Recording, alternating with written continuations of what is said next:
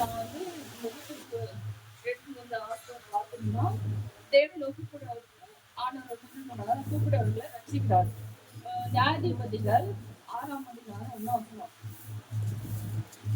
பின்னும் இஸ்ரவேல் புத்திரர் கர்த்தரின் பார்வைக்கு பொல்லாப்பானதை செய்தார்கள். அப்பொழுது கர்த்தர் அவர்களை 7 வருஷம் மீதியானியரின் கையில் ஒப்புக் கொடுத்தார். அந்த ஆண்டவர் வந்து இஸ்ரவேல் ஜனங்கள் என்ன செஞ்சாங்கன்னா அடிமையிலிருந்து இது வந்துட்டாரு அவரு. ஆனாலும் இஸ்ரவேல் ஜனங்கள் என்ன செஞ்சாங்க, மறுபடியும் பாவம் செய்யறாரு. ஆண்டவர் செஞ்சாரு, அவங்கள வந்து அடிமையா ஆக்கிட்டாரு. அதுக்கப்புறம் வந்து அவங்க என்ன செஞ்சாங்களா 6 படிங்க. அதே 6 இப்படி மீதியானியராகி இஸ்ரவேலர் மிகவும் சிறுமைப்பட்டார்கள். அப்போது இஸ்ரவேல் கர்த்தரை நோக்கி முறையிட்டார்கள். பாருங்க, இங்க வந்து இந்த இடத்துல வந்து அவங்க வந்து ஆண்டவருக்கு இஸ்ரவேல் ஜனங்கள் வந்து அடிமை எகிப்துல இருக்கும்போது அப்ப மோசே மூலம் ஆண்டவர் வந்து அவங்கள வந்து விடுதலை அவங்க கூப்பிடுற ஆண்டவர் கூப்பிட்டுருந்தாலும் ஆண்டவர் செஞ்சு இருந்தார் காலம். அதனால இந்த பிள்ளைங்க என்ன செஞ்சாங்க, ஆண்டவர் கீழ்ப்படியாம அவங்க தப்பு செஞ்சா. அதே போல அதுக்கப்புறம் வந்து இப்படி மீதியான இஸ்ரவேல் மிகவும் சிறுபட்டாங்க. அப்பொழுது இஸ்ரவேல் புத்திரர் கர்த்தரை நோக்கி முறையிட்டாங்க. அப்போ வந்து ஆண்டவர் வந்து அவங்க அந்த பிள்ளைகள் இஸ்ரவேல் ஜனங்கள் என்ன செஞ்சாங்க, கர்த்தரை நோக்கி கூப்பிட்டாங்க. அவங்க என்ன கஷ்டப்படுறது. அதுக்கப்புறம் 8-10 வரைக்கும் படிங்க. கர்த்தர் ஒரு தீர்க்கதரிசியை அவர்களிடத்திற்கு அனுப்பினார்.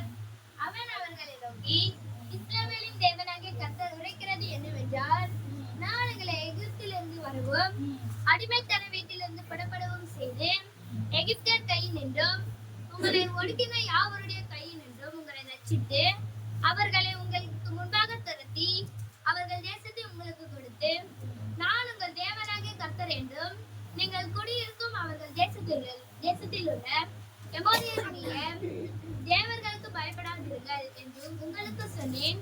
நீங்களோ என் சொல்லை கேளாத போனீர்கள் என்கிறார் என்று சொன்னார். இந்த இடத்துல வந்து இவங்க கூப்பிடுறாங்கன்னா ஆண்டர் என்ன சொல்றாரு, அவங்க வந்து ஆண்டர் பதில் கொடுக்குறாரு.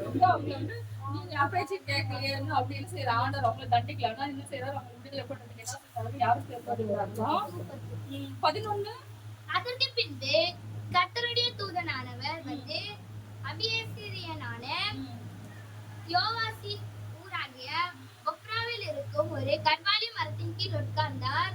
அப்பொழுது அவனுடைய குமாரன் கிதியோன் கோதுமையை மீதியானியரின் கைக்கு தப்புவிக்கிறதற்காக ஆலைக்கு சமீபமாய் அதை போரிட்டார். இந்த மீதியான என்ன செய்யறாங்க, இஸ்ரவேல் ஜனங்களை வந்து என்ன செய்யறாங்க, எப்படி செய்யறாங்கன்னா அவங்களுடைய ஆடு மாடுகள் பயிர் வகைகள் என்ன செய்யறாங்க, நாசம் பண்ணி கொள்ளையிட்டு திருடுறாங்க. அவங்களுக்கு ரொம்ப கஷ்டப்படுத்துறாங்க. அப்போ வந்து இந்த கிதியோன் மனுஷன் வந்து அவர் என்ன செய்யறாருன்னா அந்த மிதியானருக்கு பயந்து என்ன செய்யறாரு, அந்த ஆலைக்கு சொல்லுமா அதை போரிடுத்தாரு. என்ன சொன்னா கோதுமைய. அப்போ வந்து அந்த இடத்துல வந்து 12 என்ன சொல்லி கர்த்தருக்கு அவனுக்கு தரிசனமாக பராக்கிரமசாலியே கர்த்தரோடு இருக்கிறார். இவன் வந்து பயந்து போயிட்டு என்ன செய்யறான், கோதுமையை இது செஞ்சு இருக்கா.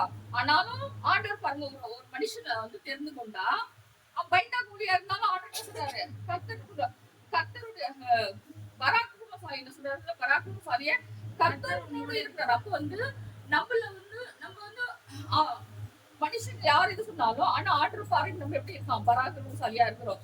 அப்போ வந்து ஆண்டவரால முடியாத காரியம் ஒண்ணுமே இல்லை. அப்ப இந்த இடத்துல வந்து கிதியோன் என்ன செய்யறாரு, அடுத்து என்ன சொல்றாரு பாருங்க, 12 என்ன சொல்லுது, கர்த்தருடைய தூதனானவர் அவனுக்கு தரிசனமாகி பராக்கிரமசாலியே கர்த்தர் உன்னோட இருக்கிறார் 14 படிங்க. அப்பொழுது கர்த்தர் அவனை நோக்கி பார்த்து, உனக்கு இருக்கிற இந்த பலத்தோட போ, நீ இஸ்ரவேலை மீதியானியரின் கைக்கு நீங்களாக்கி ரட்சிப்பாய், உன்னை அனுப்புகிறவர் நான் அல்லவா என்றார். அப்ப இந்த இடத்துல பாருங்க, கிதியோனுக்கு வந்து காலையில தைரியம் இல்ல. அவரே பயந்து போயிட்டு என்ன செய்யறாரு, அந்த மிதியாரு கைக்கு தப்பி இருந்து கோதுமை என்ன செஞ்சாரு, மறைஞ்சு என்ன செய்யறாரு, அப்ப அந்த இடத்துல வந்து ஆண்டர் என்ன சொல்றாருன்னா கிதியோனை தெரிந்து கொண்டிருக்கிறாரு.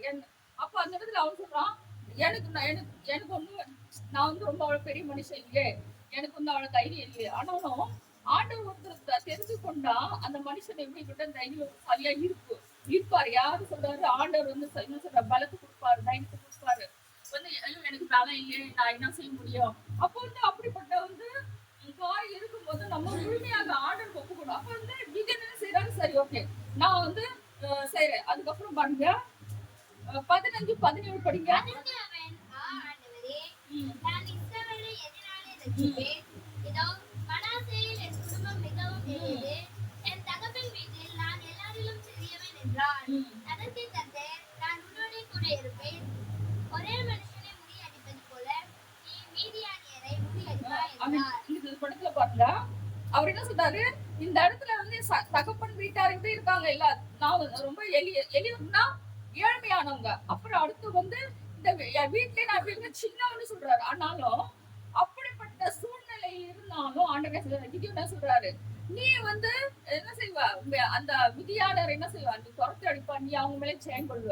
அப்போ ஆனாலும் அவனுக்குள்ள பயம், இவ்வளவு அற்புதம் செய்யற ஆண்டவர், அவளுக்கு தைரியத்தை கொடுக்குற ஆண்டவர். அப்ப கூட அவர் என்ன சொல்றா, எனக்கு ஒரு அடையாளத்தை கேட்கிறேன். என்ன செய்ய, என்ன கேட்கறா, 36ஆம் அதிகாரம் 36-40 படிங்க. அப்பொழுது கிதியோன் தேவனை நோக்கி, தேவனே, சொன்னபடி என் கையினாலே இஸ்ரவேலை ரட்சிக்க வேண்டுமானால், இதோ நான் வயலுள்ள ஒரு தோலை கழுத்திலே போடுகிறேன். பனித்தோலின் மேல் மாத்திரம் பெய்து பூமி எல்லாம் காய்ந்திருந்தால், அப்பொழுது தேவரீர் சொன்னபடி இஸ்ரவேலை என் கையினால் ரட்சிப்பேன் என்று அதனாலே அறிவேன் என்றான். அப்படியே ஆயிற்று. அவன் மறுநாள் காலமே எழுந்திருந்து தோலை கசக்கி அதிலிருந்த பனி நீரை ஒரு கிண்ணம் நிறைய பிழிந்தான். அப்பொழுது கிதியோன் தேவனை நோக்கி, நான் இன்னும் ஒரு விசை மாத்திரம் பேசுகிறேன். உமது கோபம் என்மேல் கூடாதிருப்பதாக. தோலினாலே நான் இன்னும் ஒரு விசை சோதனை பண்ணட்டும். தோல் மாத்திரம் காய்ந்திருக்கவும் பூமி எங்கும் பனி பெய்திருக்கவும் கட்டளையிடும் என்றான். அப்படியே தேவன் அன்று ராத்திரி செய்தார். தோல் மாத்திரம் காய்ந்திருந்தது, பூமி எங்கும் பனி பெய்திருந்தது. இந்த இடத்துல வந்து ஆண்டவர் தேவதூதனே வந்து கிதியோனுக்கு என்ன செய்றாரு, தரிசனம் மாதிரி சொல்றாரு. இதுக்கு நடுவுல இருக்கு, அவரு என்ன செய்றாரு, சரி நீ இன்னொரு அடையாளத்தையும் கேட்கிறாரு. அப்பனா நீ உண்மையா ஆண்டவர்னா இப்ப நீ இரு, நான் உள்ள போயிட்டு வரேன்னு சமைச்சதெல்லாம் வராரு. அது வந்து இருக்கு, எதுல இருக்குன்னா 19-20 இருக்கு. அது போட்டு அதுக்கப்புறம் பாருங்க, இந்த இடத்துல 2வது அடையாளத்தை கேட்கிறாரு. அப்போ வந்து ஆண்டவர்கிட்ட வந்து நம்ம பட்டன் வந்து என் குடும்பத்தை எப்படி ரசிக்கணும், இஸ்ரேல் எப்படி ரசிக்கணும்னு அவங்க துணிகரமா தைரியமா போல 2 டைம் என்ன செய்யறாரு, அடையாளத்தை கேட்கிறாரு. அதுக்கப்புறம் ஆண்டவர்னா பொறுமையா அவனுடைய அப்ப இவங்க பைனாகோலி ஆண்டவர் வந்து கிதியோனுக்கு சொல்லல. ஃபர்ஸ்ட் கூட ஆண்டவர் வந்து என்ன செஞ்சாரு, அவனுக்கு பதிவு 2வது டைமும் அவன் என்ன சொல்றான், நான் வந்து இது போடுவேன், மயிலுள்ள ஒரு தோலை கலத்தில் போடுகிறேன், பனி தோலின்மை மாத்திரம் போயிட்டான். எப்படி ஆண்டவருக்கு அவன் வந்து இது கேட்கிறான், அடையாளம் கேட்கிறான்னா ஆண்டவர் வந்து பொறுமையா அதுக்கு பதிலும் கொடுக்குறாரு. நம்முடைய தெய்வன் வந்து எப்பவுமே நம்மள வந்து டக்குன்னு வந்து ஆமா இவன் தான் இவ்வளவு என்ன சொல்றாங்க, கொஞ்சம் கூட வந்து தைரியமா இல்லாம இப்படி இருக்காருன்னு அப்படின்னு வந்து துச்சமா வந்து சொல்லல. அவனை வந்து இவன் இல்ல நான் அடுத்த நான் யூஸ் பண்ண அப்படி கூட சொல்லல. ஆனா கிதியோன் சொன்னதுக்கு ஆண்டவர் செய்யறாரு, எல்லாத்தையும் பதிவு கொடுக்குறாரு. அவர் சொன்னாரு, பனி பெய்யாது கூட்டம், அதுல வந்து பனி பெய்யாம காஞ்சி இருந்தா அப்ப நான் ஓகேன்னு சொல்றேன், அறிவன் என்றார். அதுக்கப்புறம் தான் திரும்ப சொல்றாரு, பனி பெய்ஞ்சு அந்த எல்லா இடத்துலயும் வந்து காஞ்சி இருக்கணும், அந்த தோல் மட்டும் என்ன இருக்கணும், பனியால நிறைய இருக்கணும். அப்ப அதுவும் ஆர்டர் செய்யறாரு. அப்புறம் வந்து இதுக்கு அடுத்து பாருங்க 7ஆம் அதிகாரம் 2வது வசனம் சொல்லுது.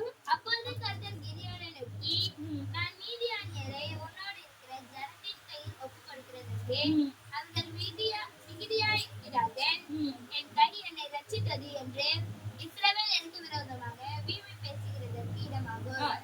பாருங்க இந்த இடத்துல வந்து சரி ஓகே, அப்ப வந்து இதெல்லாம் கடையால வந்து வெற்றியாக ஆர்டர் கொடுத்திருந்தாலும் இது சொல்றா, சரி நான் ஓகே போறேன் யுத்தத்துக்கு.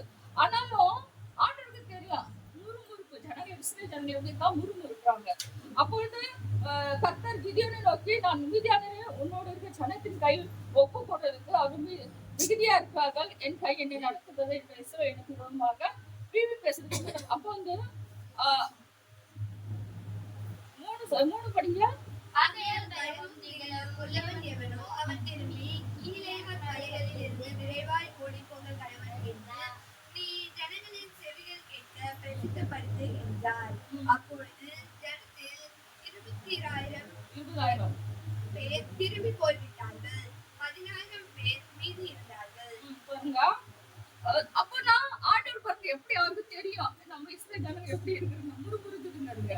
அப்போ வந்து அவர் சொன்னோன்னா 20,000ல போயிடுறாங்க, மீதி வந்து 16,000 இருக்கு. ஆனாலும் அதுலயே ஆண்டவர் சொல்றாரு, மொத்தம் வந்து திருப்பி சொல்றாரு அவரு வந்து இவங்களே சொல்லுங்க, அவங்களே திருப்பி அவங்களே போயிடுறாங்க. அதுக்கு பிறகு சொல்றாரு தண்ணியில, அது எங்க இருக்குன்னா 6 படிக்க தங்கள் கையால் அள்ளி தங்கள் வாய் கெடுத்து நக்கிக் கொண்டவர்களின் இலக்கம் 300 பேர். மற்ற ஜனங்கள் எல்லாம் தண்ணீர் குடிக்கிறதற்கு முழங்கால் ஊன்றி குனிந்தார்கள். அப்போது கர்த்தர் கிதியோனை நோக்கி, நக்கி குடித்த அந்த 300 பேராலே நான் உங்களை ரட்சித்து மீதியானியரை உன் கையில் ஒப்புக்கொடுப்பேன். மற்ற ஜனங்கள் எல்லாரும் தங்கள் இடத்திற்கு போக கடவர்கள் என்றார். பாருங்க எவ்வளவு பேரு. அப்ப 20,000 போயிட்டாங்க, 16 பேர் மீதி இருக்காங்க. அப்ப எத்தனை பேரு, எத்தனை ஆயிரம்னா 36. அது 36,000 வந்து எத்தனை பேர் போனாங்க? 22 பேர் தான் போனாங்க. அப்போ வந்து நிறைய பேர் இருப்பாங்க. ஆனா ஆண்டவர் ஊழியத்தை செய்யறதுக்கு ஆண்டவர் வந்து எப்படி இவங்க சொல்றாரு இப்படின்னு. அப்ப வந்து இவங்க தான் 300 பேர் தான். ஓகே, அவனை 300 பேர் ரிட்டர்ன் பண்ணதுக்கு அப்புறம் 19 சொல்லி பாருங்க. நடுஜாமத்தின் துவக்கத்திலே ஜாமக்காரரை மாற்றி வைத்த பின்பு கிதியோனும் அவனோடு இருந்த 100 பேரும் அந்த ஜாமத்தின் துவக்கத்திலே பாளையத்தின் முன்னணியில் வந்து எக்காலங்களில் ஊதி தங்கள் கையில் இருந்த பானைகளை குடித்தார்கள். அப்போ அது 16 படி. அந்த 300 பேரை 3 படையாக வகுத்து அவர்கள் ஒவ்வொருவன் கையிலும் ஒரு எக்காலத்தையும் வெறும் பானையையும் அந்த பானைக்குள் வைக்கும் தீவட்டியையும் கொடுத்து. இப்ப வந்து கிதியோன் என்ன செய்யறாருன்னா, அந்த 300 பேரை தெரிந்து கொண்டு அந்த என்ன செய்யறாரு, யுத்தத்துக்காக பானை மட்டும், பானை அதுல வந்து இது போறாங்க. அப்புறம் வந்து நடு ஜாமத்தில், எங்க பகல் எல்லாம் போல நடு ஜாமத்தில் துவக்கத்தை ஜாமக்காரனை மாற்றி கிதியோன் அவனுக்கு 100 பேரும் அந்த ஜாமத்தில் துவக்கத்தில் பாளையத்தின் முன்னிருந்த என்ன செய்றாங்க, பானையை உடைத்தார்கள். அடுத்து பாருங்க 8ஆம் அதிகாரம் 4ஆம் வசனம் படிங்க. கிதியோன் வந்தபோது அவனும் அவனோடு இருந்த 300 பேரும் அதை கடந்து போய் விடாய்த்திருந்தும் சத்துருவை பின்தொடர்ந்தார்கள். இந்த இடத்துல வந்து அவங்க விடல, ஆனாலும் என்ன சொன்னாங்க, ஜெயம் கிடைத்தது. அதே போல நம்முடைய வாழ்க்கையில பாருங்க. அப்புறம் 27 அதனால் கிதியோன் ஒரு ஏபூத்தை உண்டாக்கி அதை தன் ஊரான ஒப்ராவிலே வைத்தான். இஸ்ரவேலர் எல்லாரும் அதை பின்பற்றி சோராம் போனார்கள். அது கிதியோனுக்கும் அவன் வீட்டாருக்கும் கண்ணியாயிற்று. இந்த பிரகாரம் மீதியானியரின் திரும்ப தலையெடுக்க கூடாதபடிக்கு இஸ்ரவேல் புத்திரருக்கு முன்பாக தாழ்த்தப்பட்டார்கள். தேசமானது கிதியோனின் நாட்களில் 40 வருஷம் அமைதியாய் இருந்தது. அப்போ வந்து ஆண்டவர் வந்து எப்படிப்பட்ட ரொம்ப ரொம்ப தைரியசாலி, யுத்தம் பலசாலி வந்து ஆண்டவர் தேர்ந்தெடுக்கல. இந்த இடத்துல வந்து அவங்க இஸ்ரேல் ஜனங்களை மீட்கிறதுக்காக யாரு தேர்ந்தெடுத்தாருன்னா, அவன் பயந்தாங்கொழியா இருக்கலாம். கிதியோன் எப்படி பெற்றிருந்தோ பயந்தாங்கொழியா இருக்கனால 2 தரம் என்ன செய்யறாரு, அவர் வந்து அடையாளத்தை கேட்கிறாரு. அப்போ நம்மளும் வந்து ஆண்டவர் சொல்றாரு, நீ ஊழியத்தை செய், நீ ஆண்டவர் சூசித்த அறிவி, நீ வந்து ஆண்டவர் பிள்ளைகளோட பத்தி சொல்லும் போது நம்ம தைரியமா இருக்கணும். அந்த காலத்துல வந்து யுத்தம் நடந்தது, ஆனா இப்ப நம்ம ஆவிக்குரிய யுத்தத்துல நம்ம இருக்கிறோம். அதனால நம்ம தைரியமா வந்து என்ன செய்யணும், யுத்தத்தை எப்படி செய்யணும், ஒருத்தர் போய் அடிக்கணும் அப்படி இல்ல, முளைக்கால் போட்டு வீட்டுல இருந்து ஜாம் பண்ணணும். அதான் யுத்தம் நம்மளுக்கு. நம்மளுடைய யுத்தம் எப்படிப்பட்ட யுத்தமா இருக்கிறதுனா, ஏன்னா நம்முடைய வந்து கடைசி காலம், நம்முடைய வந்து சொந்த ஜனங்கள் நம்ம மட்டும் ரசிக்கப்பட்டு பரலுக்கு போனா அது மட்டும் போதாது, நம்முடைய சொந்த ஜனங்களும் போகணும். அப்போ வந்து அவங்களுக்காக நம்ம என்ன செய்யணும், யுத்தம் செய்யணும். யாருக்கிட்ட யுத்தம் செய்யணும்,